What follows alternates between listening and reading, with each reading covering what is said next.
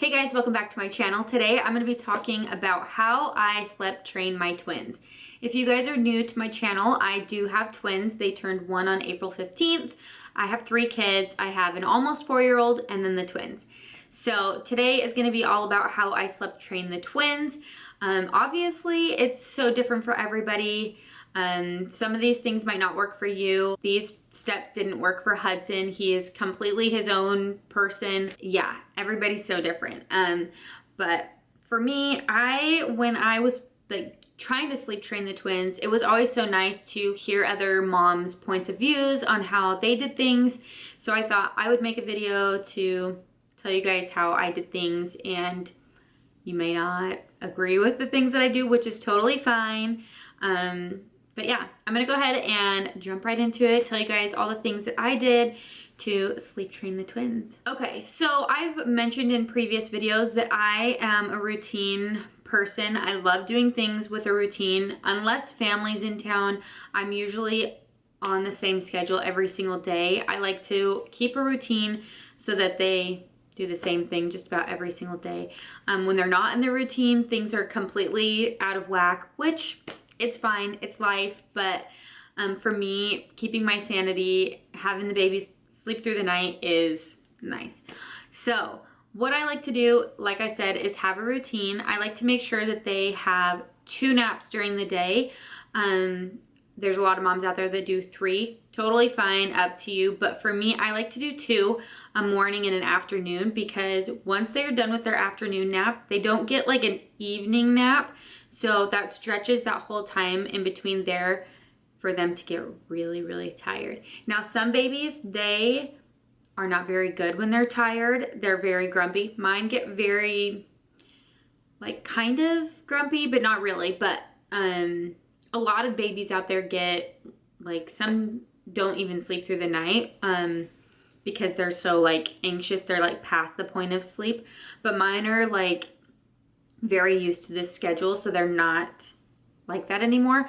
But yeah, I do a morning nap anywhere from 8 to 9, and then I do an afternoon nap anywhere from 12 to 1, and then they sleep until about 2 to 2:30, maybe even 3. Then I have that big gap from like 3 to 7. 7's their bedtime, for them to just kind of like tire themselves out. We like to do about the same routine every day. We usually have dinner around 5 or 5:30, kind of early, but this is just what we do. And then we go for an evening walk. I found that the evening walks or doing something as a family, like outside, kind of gets the babies out of the like whiny, crying, upset stage, so they're not like thinking about sleep, if that makes sense. We've found that going on our walks kind of make them like get out of the mindset of like that they're tired, if that makes any sense.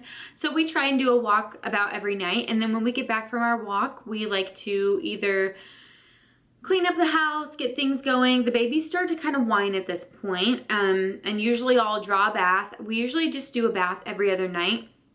I don't do a bath every single night because, man, it's hard to bathe 3 kids, especially twins. It's hard. But we like to get them a bath just about every other day, and I feel like that really helps them wind down for the night. So the hardest part for us was sleep training with the bottles during the night. We started out giving them 3 bottles in the night, and that was from like when they were first born to about 8 months. And I mean, they kind of slowly went to 2 bottles during the night, but the way that we did it was the first bottle that we wanted to get rid of was the one where they would wake up at like 11 o'clock at night for. So what we did was we would just go in there without a bottle, soothe them, give them their binky. I would never pick them up, take them out, unless they were like screaming and very, very sad. But if they were just kind of like sad and just talking to themselves, acting like they wanted a bottle just for comfort, I would just rub their belly, tell them that it's okay, walk out of the room.